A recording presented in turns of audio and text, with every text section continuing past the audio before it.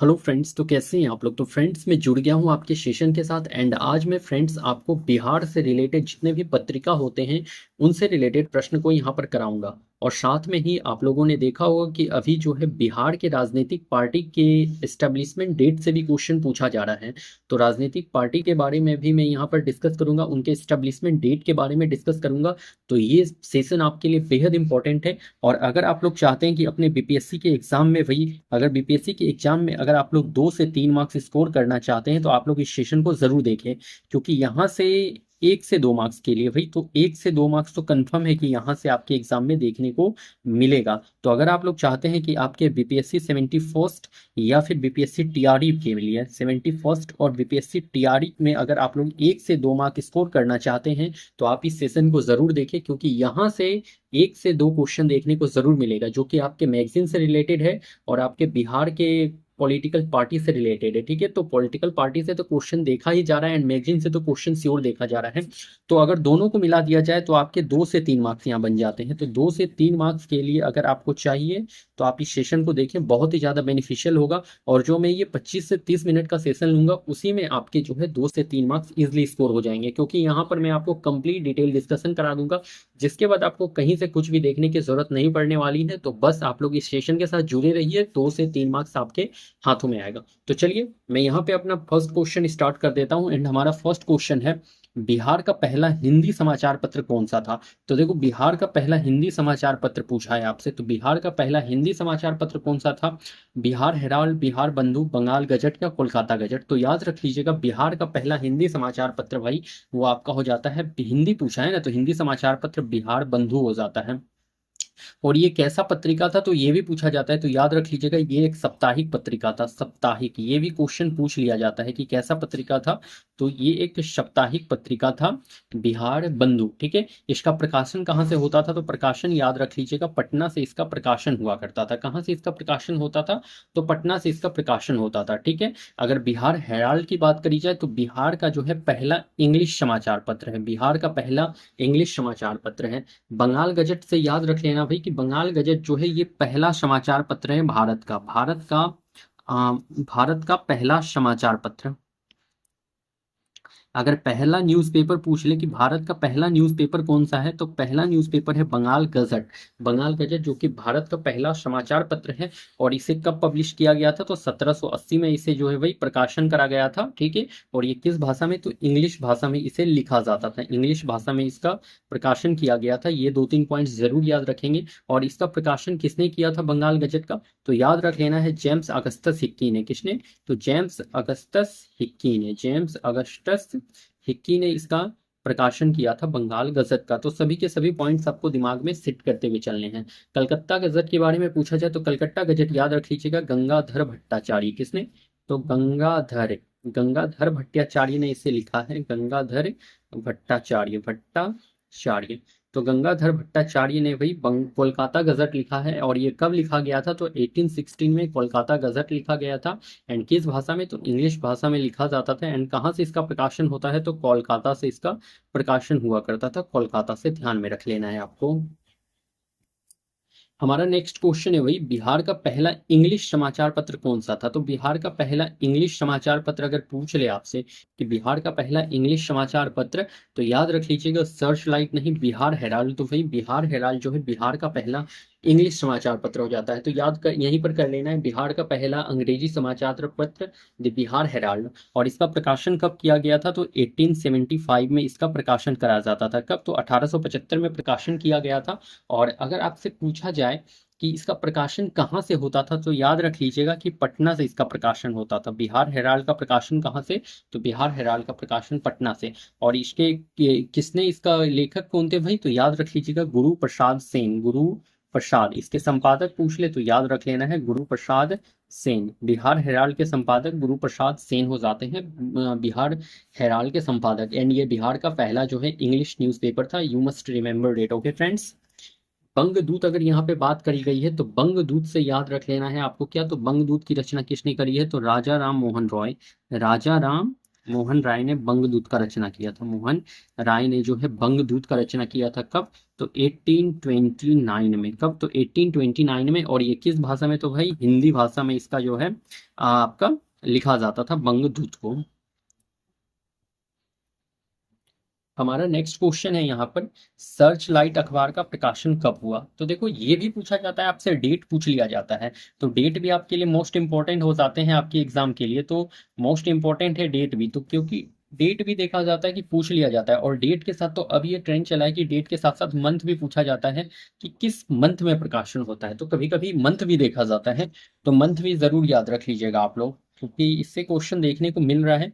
तो I hope आपके BPSC 71st में या फिर बीपीएससी टीआरई में ये इस तरह से क्वेश्चन देखने को मिल जाए। तो कुछ भी छोड़ना नहीं है भाई, आप लोग जो है 25 से 30 मिनट मेरे सेशन में ज्वाइन हो जाओ। 25 से 30 मिनट मेरे सेशन को देख लो। उसके बाद आप लोगों का पॉलिटिकल पार्टी से अगर क्वेश्चन आएगा तो सॉल्व होना ही होना है। अगर आपके पत्रिका से कोई भी क्वेश्चन आएगा तो सॉल्व होना ही होना है। तो अगर आपको कोई भी कंफ्यूजन हो तो यहाँ पर क्लास करने के बाद, 25 से 30 मिनट का क्लास करने के बाद आप जाकर के PYQ लगा लो, प्रीवियस ईयर लगा लो, बीपीएससी के, बीपीएससी टीआरई के प्रीवियस ईयर लगा लो। उसके बाद अगर कोई टीचर कराते हैं तो वहां से प्रीवियस ईयर भाई करके देख लो।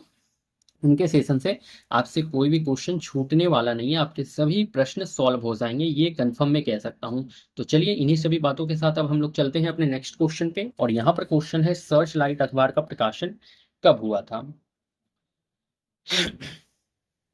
तो याद रख लीजिएगा, मार्च 1918 में, सितंबर 1918 में, जुलाई 1918 में, या फरवरी 1918 में। तो सर्च लाइट का प्रकाशन भाई ये आपके कब? मार्च 1918 में नहीं, सितंबर 1918 में नहीं, जुलाई 1918 में। कभी कभी तो ऑप्शन भाई ऐसा ही बिल्कुल दे दिया जाता है, बिल्कुल क्लोज ऑप्शन दे दिए जाते हैं आपको कंफ्यूज करने के लिए, क्योंकि बीपीएससी तो कंफ्यूज ही करता है ना। तो ऐसे क्लोज ऑप्शन भी आपको देखने को मिल सकते हैं, मार्च, सितंबर, जुलाई, फरवरी। तो इसीलिए क्लोज ऑप्शन तो डरना नहीं है, सभी को याद कर लेना है, अपने दिमाग में सेट कर लेना है, इजिली आप लोग हैंडल कर लोगे। तो जुलाई 1918 में सर्च लाइट का प्रकाशन करा गया था। और इसके फर्स्ट संपादक अगर पूछ ले तो इसके देखो संपादक बहुत रहे हैं, लेकिन मेनली जो है इसके पहले और दूसरे दूसरे संपादक को पूछा जाता है। तो पहला संपादक याद रख लेना, सैयद हैदर अली। सैयद हैदर अली इसके संपादक जो है बहुत रहे हैं। तो बस आपको दो मेनली याद रख लेना है, सैयद हैदर अली पहले संपादक, और दूसरे संपादक याद रख लीजिएगा, यही दोनों में से प्रश्न देखने को मिलता है। तो दूसरे संपादक मुरली मनोहर प्रसाद। मुरली मनोहर प्रसाद याद रख लेना है, मुरली मनोहर प्रसाद। मुरली मनोहर प्रसाद दूसरे संपादक, पहले संपादक सैयद हैदर अली। ठीक है, प्रकाशन कहाँ पर होता था भाई? तो प्रकाशन जो है इसका जुलाई 1918 में हुआ था। ठीक है, मदरलैंड पत्रिका का प्रकाशन कहाँ से होता था? तो देखो मदरलैंड, मदरलैंड जो पत्रिका है भाई, ये मदरलैंड पत्रिका आखिर लिखा किसने है? तो भाई इसका प्रकाशन किसने करा है? तो याद रख लेना, मजरूल हक। मजरूल हक, मजरूल हक, मजरूल हक। मदरलैंड पत्रिका का प्रकाशन किसने किया है? तो मजरूल हक। और ये कहाँ से प्रकाशन करते थे? तो सदाकत आश्रम से इसका प्रकाशन करते थे, सदाकत आश्रम। तो सदाकत आश्रम भी अगर आपसे पूछ ले कि सदाकत आश्रम किसने बनाया है, तो मजरूल हक ने सदाकत आश्रम भी बनाया है। और जो है मदरलैंड पत्रिका का भी प्रकाशन सदाकत आश्रम से होता था। और ये सदाकत आश्रम कहाँ है? तो पटना में। तो आपसे पूछा जाएगा कि मदरलैंड पत्रिका का प्रकाशन कहाँ से है भाई, तो एग्जैक्टली लोकेशन अगर पूछ ले तो याद रख लीजिएगा सदाकत आश्रम, और ऐसे में याद रख लेना है पटना। तो एग्जैक्ट लोकेशन है सदाकत आश्रम, वहां से इसका प्रकाशन होता था। एंड ऐसे अगर पूछा जाए तो पटना से इसका प्रकाशन होता था मदरलैंड पत्रिका का। किसने इसका प्रकाशन किया था भाई? तो मजरूल हक। मजरूल हक ने मदरलैंड पत्रिका का प्रकाशन किया था। और जो है सदाकत आश्रम भी जो है आपके मजरूल हक ने ही बनाया था। ठीक है, आपसे एक क्वेश्चन ये पूछा जाता है कि जो मदरलैंड पत्रिका का प्रकाशन किस टाइम पर हुआ था? तो देखो किस दौरान पे हुआ था, तो याद रख लीजिएगा कि मदरलैंड पत्रिका का जो प्रकाशन हुआ था यो असहयोग आंदोलन, असहयोग आंदोलन के दौरान हुआ था। असहयोग आंदोलन के दौरान हुआ था। तो मदरलैंड पत्रिका का प्रकाशन किस आंदोलन के दौरान हुआ? तो याद रख लेना है असहयोग आंदोलन के दौरान हुआ था। और ये असहयोग आंदोलन कब चला था भाई? तो याद रख लेना है असहयोग आंदोलन 1 अगस्त 1920 को स्टार्ट हुआ था। 1 अगस्त 1920 को स्टार्ट हुआ था। और ये बंद कब हुआ था असहयोग आंदोलन? तो भाई ये बंद हो गया था 12 फरवरी 1922 को। बंद कब हुआ था? तो 12 फरवरी 1922 को बंद हो गया था। क्यों बंद हो गया था? तो चौरी चौरा कांड की वजह से ये बंद हो गया था।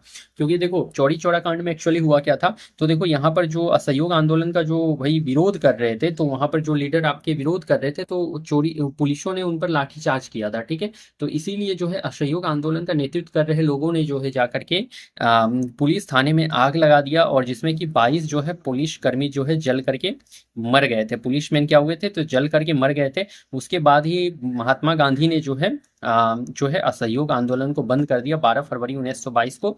जब वो असहयोग आंदोलन को बंद कर रहे थे तो महात्मा गांधी उस टाइम पर जो है बारदोली में थे, और उन्होंने बारदोली से ही ये ऐलान किया कि असहयोग आंदोलन को अब बंद किया जाता है, और इस तरह से 12 फरवरी 1922 को जो है असहयोग आंदोलन बंद हो गया चौरा चौरी कांड के वजह से। और ये एक्चुअली चौरी चौरा कांड हुआ कब था भाई, तो चौरी चौरा कांड एक्चुअल डेट अगर पूछा जाए तो चौरी चौरा कांड का एक्चुअल डेट है 5 फरवरी 1922 को हुआ था। 5 फरवरी 1922 को चौरा चौरी कांड हुआ था भाई, उत्तर प्रदेश के गोरखपुर में। और उसके बाद जो है जस्ट उसके 7 दिन बाद जो है 12 फरवरी 1922 को जो है असहयोग आंदोलन बंद कर दिया गया था महात्मा गांधी के द्वारा। और महात्मा गांधी ने असहयोग आंदोलन को हिमालय जैसी बड़ी भूल भी बताया था, हिमालय जैसी बड़ी भूल भी बताया था। क्यों? क्योंकि जो महात्मा गांधी जो थे सिर्फ वो थे अहिंसा के पुजारी, तो वो हिंसा पे विश्वास नहीं रखते थे। तो जब यहाँ पर हिंसा हो गया, 22 पुलिसकर्मी का मौत हो गया, तो इसी वजह से जो है उन्होंने असहयोग आंदोलन को बंद कर दिया था, और जिसकी वजह से उनका जो है बहुत तरह से निंदा भी हुआ था महात्मा गांधी का। तो ध्यान में रखिएगा इन सभी बातों को। हमारा नेक्स्ट क्वेश्चन है यहाँ पर, बिहार का कालिदास और शेक्सपियर किसे कहा जाता है? तो बिहार का कालिदास और शेक्सपियर अगर पूछा जाए तो राजेंद्र प्रसाद को नहीं, जयप्रकाश नारायण को नहीं, कर्पूरी ठाकुर को नहीं, या फिर भिखारी ठाकुर को। तो राजेंद्र प्रसाद, तो ये याद रख लीजिएगा, राजेंद्र प्रसाद को तो नहीं कहा जाता है। ये हमारे पहले जो है प्रेसिडेंट थे भाई, तो पहले प्रेसिडेंट हमारे डॉक्टर राजेंद्र प्रसाद रह चुके हैं, और ये 2 बार रह चुके हैं हमारे प्रेसिडेंट, और बिहार से थे, ये बिलोंग करते थे, 2 बार प्रेसिडेंट रह चुके हैं हमारे देश के।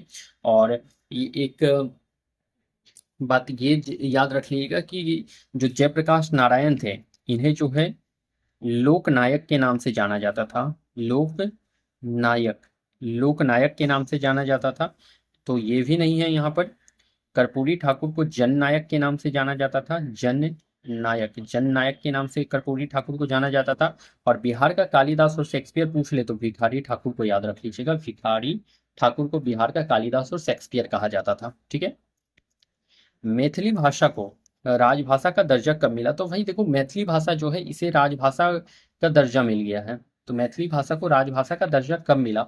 2004, 2005, 2003 या 2006? तो देखो, जो मैथिली भाषा को एक्चुअली जो राजभाषा का दर्जा मिला था वो भाई 2004 में नहीं, 2005 में नहीं, 2003 में मिला था। मैथिली भाषा को राजभाषा का दर्जा 2003 में मिला था। और जो ये राजभाषा है ये की 8वीं अनुसूची में है, किसमें है? तो 8वीं अनुसूची में है। राजभाषा किसमें भाई? तो 8वीं अनुसूची में है।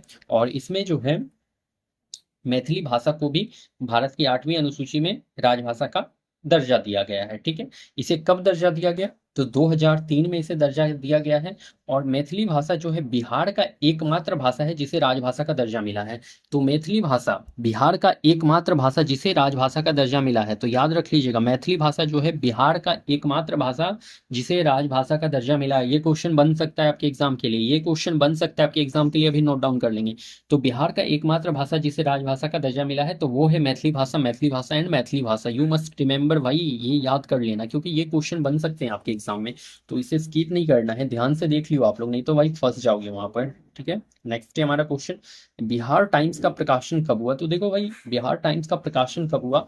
तो 1890, 1919, 1894 या 1820? तो भाई बिहार टाइम्स का प्रकाशन जो है 1894 में हुआ करता था, 1894 में। और किसने प्रकाशन किया? तो याद रख लेना है, महेश नारायण, महेश नारायण। बिहार टाइम्स का प्रकाशन किसने किया है?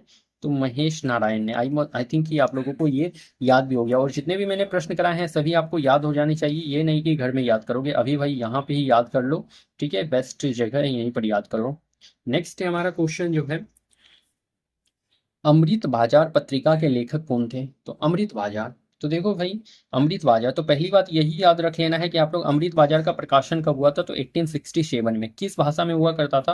तो याद रख लीजिएगा, अमृत बाजार जो है बंगाली भाषा में इसका प्रकाशन हुआ करता था, बंगाली भाषा में। ठीक है। देखो, उसके बाद जो है अमृत बाजार। ठीक है।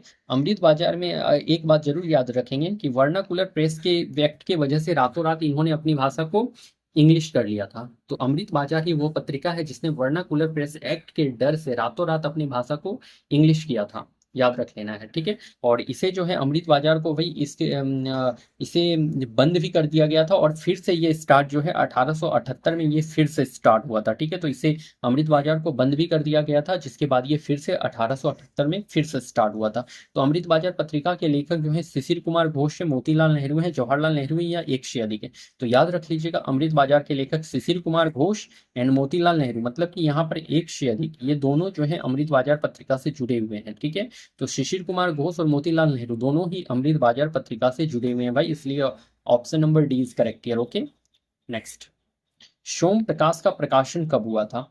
तो वही देखो, सोम प्रकाश का प्रकाशन कब हुआ था, तो याद रख लीजिएगा 1855 में। तो 1855 में नहीं भाई, 1855 में तो हिंदू पैट्रियोट का हुआ था, हिंदू पैट्रियोट का ये आपका क्या बोलेंगे प्रकाशन हुआ था, हिंदी पैट्रियोट का, हिंदी हिंदी हिंदू पैट्रियोट का। तो हिंदू पैट्रियोट का 1855 1855 में इसका प्रकाशन हुआ था, ठीक है। 1829 में याद रख लीजिएगा, 1829 में जो है बंग दूत का प्रकाशन हुआ था, बंग दूत का प्रकाशन हुआ था।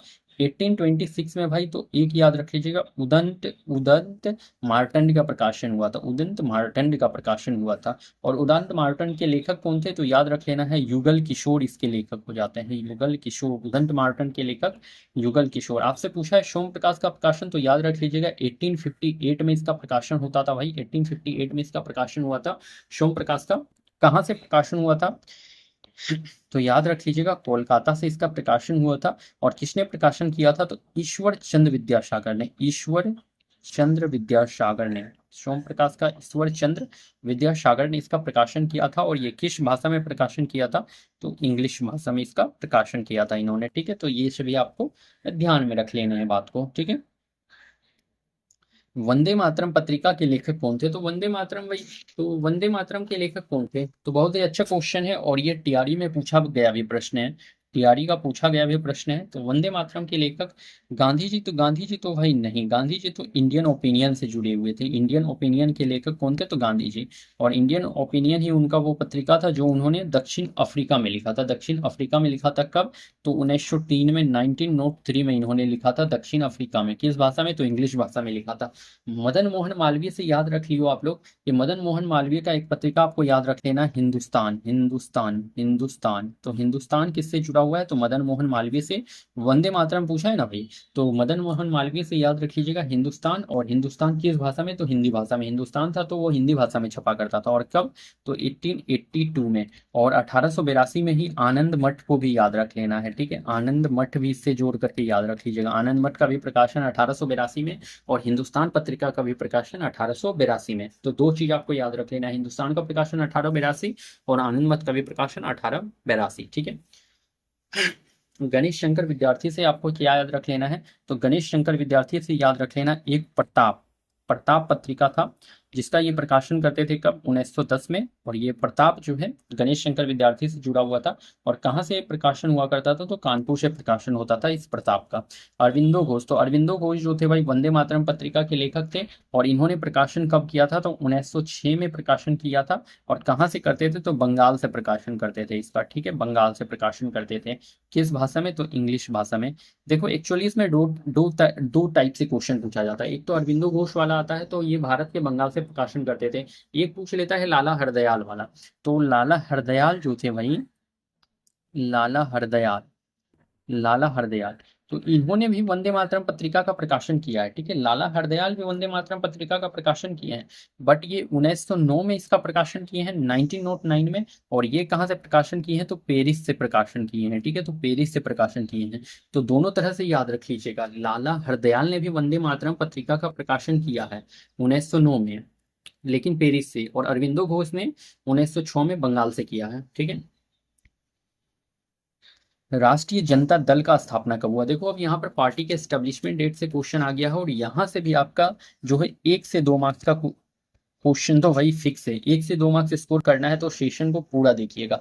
अगर सेशन बीच में छोड़ते हैं तो भाई आपके हाथों से जो है 2 से 3 मार्क्स आपके एग्जाम में चले जाएंगे, ठीक है। अगर आप लोग मेरा ये पूरा सेशन देख लेते हैं ना 25 से 30 मिनट वाला, तो 2 मार्क्स आप लोग अपने एग्जाम के लिए श्योर कर लेना, कोई काट नहीं सकता। तो 2 मार्क्स श्योर आ जाएगा आपके एग्जाम में, ये मैं गारंटी देता हूँ। तो 2 मार्क्स श्योर ही कर लेना अपने लिए, ठीक है।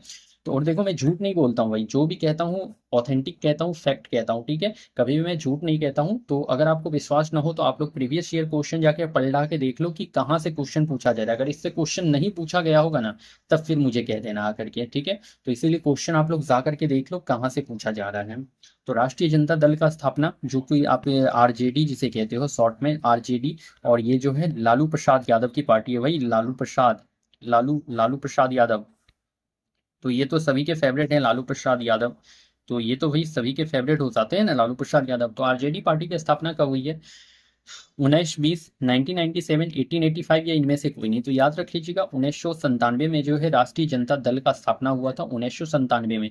इसमें देखो आपसे एग्जैक्ट डेट पूछ लेता है या फिर मंथ पूछ लेता है, तो याद रख लीजिएगा 5 जुलाई 1997। 5 जुलाई 1997 में जो है राष्ट्रीय जनता दल का स्थापना हुआ था। 5 जुलाई 1997 में जो है राष्ट्रीय जनता दल आरजेडी का स्थापना हुआ था।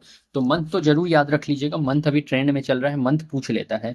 तो जुलाई 1997 में राष्ट्रीय जनता दल का स्थापना हो गया था, ठीक है। जनता दल यूनाइटेड की स्थापना कब हुई? तो वही जनता दल यूनाइटेड जो कि आपका जेडीयू पार्टी है, जेडीयू, जिसके अभी लीडर बने बैठे हैं कौन? तो नीतीश कुमार जो अभी लीडर बने बैठे हैं भाई, हमारे बिहार के सीएम, ठीक है। जो सबसे ज्यादा बार यहाँ देख लो अभी 9वीं बार सीएम बन चुके हैं ये। और ये देखो कभी भी किसी भी पार्टी में पलट सकते हैं, सीएम बस इन्हें बनना है तो किसी भी पार्टी में ये जा सकते हैं और बस सीएम इनको बन के रहना है। सीएम का सीट ये छोड़ना नहीं चाहते हैं, पोस्ट इनको सीएम वाला चाहिए। बट काम ये क्या करते हैं, तो कभी इस पार्टी में जाते हैं कभी उस पार्टी में जाते हैं, इनका कुछ अस्तित्व है ही नहीं भाई।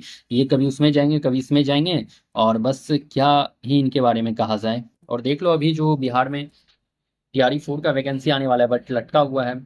डोमिसाइल की बात करी जाती है बट अभी कुछ भी नहीं, ये तो कुछ कहते ही नहीं है डोमिसाइल पे। अभी भी देखो कि आपके जो नीतीश कुमार है कुछ नहीं कह रहे हैं, उनके मंत्री कुछ भी नहीं कहते हैं। डोमिसाइल के लिए जो है आंदोलन पे आंदोलन हो रहा है, बट इनको कुछ कहना नहीं है। बस ये अपना क्या देख रहे हैं, तो वोट बैंक देख रहे हैं, अपना वोट बैंक ये देख रहे हैं। बट इनको वोट से मतलब है, बाकी बात जो है बिहारियों से इन्हें तो कुछ मतलब ही नहीं हो रखा है, ठीक है। तो वोट देखना है, वोट इनको जितना ज़्यादा से ज़्यादा मिल जाए, बस यही तो इनका भी फंडा है। तो देखो यहाँ पर चलो हम लोग देखते हैं अपने प्रश्न को। तो जनता दल यूनाइटेड की स्थापना कब हुई? तो 2005 में, 2010 में, 2003 में या 1980 में? तो जनता दल यूनाइटेड जिसका स्थापना हुआ था 5 में नहीं, 2010 में नहीं, ये 2003 में हुआ था जनता दल यूनाइटेड का स्थापना। और अगर एग्जैक्ट डेट और टाइम पूछा जाए तो भाई याद रख लीजिएगा 6 अप्रैल 2003। 6 अप्रैल 2003 को जो है जनता दल यूनाइटेड का स्थापना हुआ था, ठीक है। भारतीय जनता पार्टी की स्थापना किसने की? तो भारतीय जनता पार्टी, बीजेपी, कमल फूल, कमल फूल, कमल छाप। तो इसकी स्थापना किसने करी है भाई? तो बीजेपी पार्टी की स्थापना किसने की? अटल बिहारी वाजपेयी, लाल कृष्ण आडवाणी, श्री कृष्ण अयंगर या रामविलास पासवान? तो देखो भारतीय जनता पार्टी जो पार्टी है भाई, बीजेपी पार्टी, उसकी स्थापना जो है अटल बिहारी वाजपेयी ने और लाल कृष्ण आडवाणी ने मिलकर करी है। तो ए और बी दोनों इसके करेक्ट आंसर हो जाते हैं। ए और बी यहाँ पर दोनों इसके करेक्ट आंसर है। तो लाल कृष्ण आडवाणी और अटल बिहारी वाजपेयी दोनों ने मिलकर जो है बीजेपी पार्टी का स्थापना करा है। और कब करा है? तो याद रख लीजिएगा भाई 6 अप्रैल 1980 को। के कब?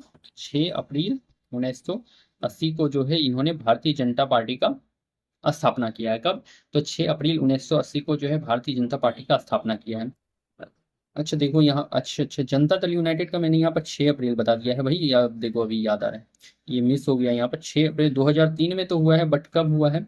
तो याद रख लीजिएगा 30 अक्टूबर 2003 में। कब? तो 30 अक्टूबर 2003, 30 अक्टूबर 2003 में, ठीक है। तो 30 अक्टूबर 2003, तो मेनली मंथ आपको याद रख लेना है। तो अक्टूबर 2003 में जो है जेडीयू पार्टी की स्थापना हुई थी।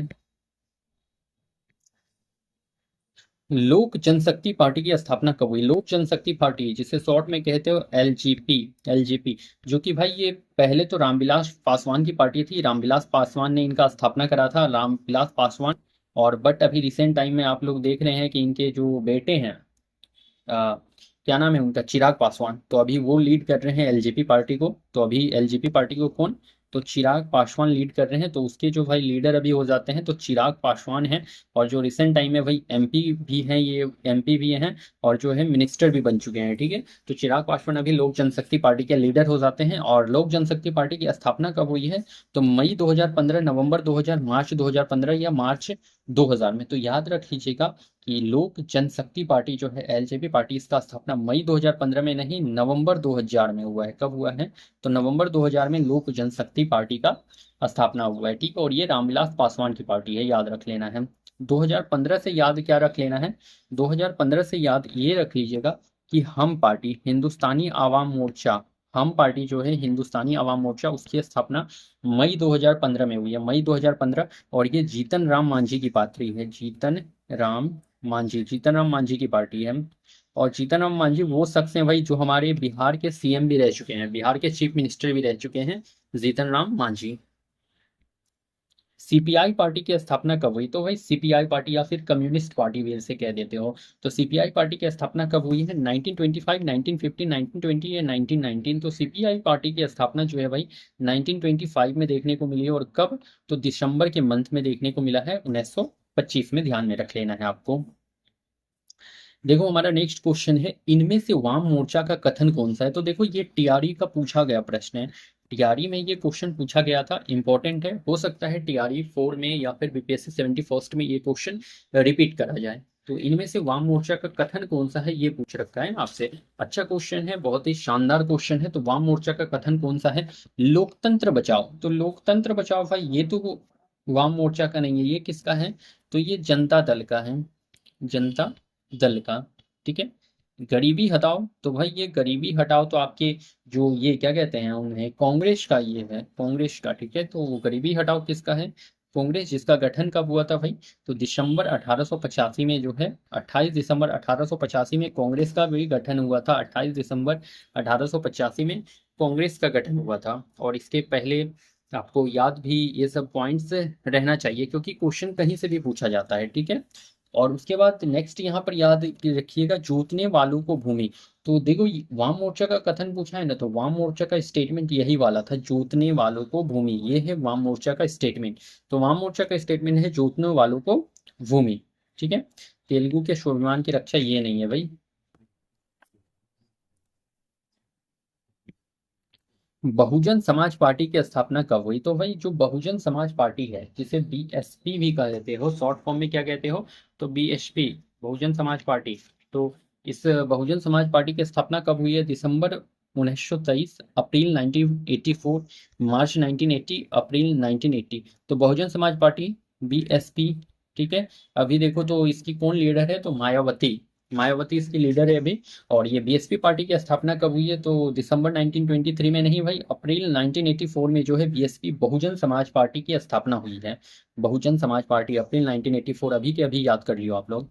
नेक्स्ट, तो वही देख लो आप लोग, जितने भी क्वेश्चन आपके एग्जाम के व्यू से इंपॉर्टेंट हो सकते थे, तो एग्जाम के पॉइंट ऑफ व्यू से जितने भी इंपॉर्टेंट क्वेश्चन थे, डिटेल डिस्कशन के साथ मैंने करा दिया है। तो आप लोग इस सेशन को पूरा देखिएगा, और इस सेशन को देखने के बाद कहीं से आपको कुछ देखने की जरूरत नहीं, आपका 2 से 3 मार्क्स आपके एग्जाम के लिए यहीं से कंफर्म हो जाता है। बस इस सेशन को अच्छे से देख लेना, जो जो मैंने बताया है सभी पॉइंट को दिमाग में रखते हुए देखना आप लोग, आपका देखना कोई भी क्वेश्चन स्किप नहीं होगा, सारे के सारे क्वेश्चन आप लोग सॉल्व करके आओगे एग्जाम में। तो अच्छे से आप लोग देख लीजिए। अब आई होप कि आप लोगों को मेरा सेशन पसंद आया होगा। सेशन पसंद आया हो तो लाइक कर दीजिएगा, कमेंट कर दीजिएगा, और चैनल को सब्सक्राइब करना ना भूलिए, चैनल को सब्सक्राइब भी जरूर करें। ठीक है, और भाई देख लो, अब आप लोग जाकर के मॉक टेस्ट भी लगा लेना, जो मैंने ये टॉपिक पढ़ाया है ना आज आपको पत्रिका से और राजनीतिक पार्टी से, तो मॉक टेस्ट भी लगा लेना, देखना सारे के सारे प्रश्न आपके सॉल्व हो जाएंगे। और बिहार के बीपीएससी का जो प्रीवियस ईयर क्वेश्चन है, बीपीएससी टीआरई का जो प्रीवियस ईयर क्वेश्चन है, उन सभी में जाकर के लगा लो आंसर, देख लेना, कोई भी क्वेश्चन स्किप नहीं होगा, छूटने वाला नहीं है। तो चलिए मैं फिर मिलता हूँ कल किसी नेक्स्ट सेशन के साथ, शानदार सेशन के साथ। तब तक के लिए आप लोगों को thank you and best of luck.